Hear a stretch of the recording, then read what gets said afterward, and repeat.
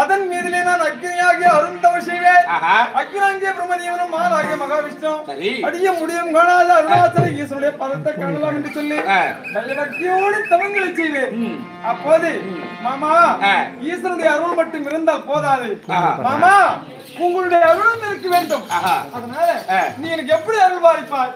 கைலாய மகிழை பார்த்தார், அதாவது பெரும் பனிமலையாகவே தோற்றமளிக்கிறது, கற்பூர கோட்டையாகவே தோற்றமளிக்கிறது.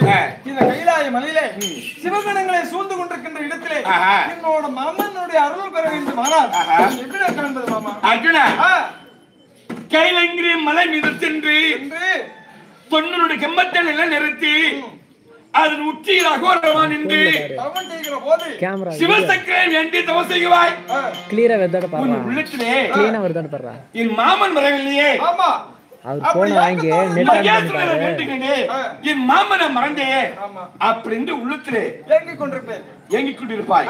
ஆனால் அவ்விடத்திலே பயபக்துடனே பையன் மனம் உறங்கி கரங்கூபி சிறவணங்கி மனதார என கண்டினார்.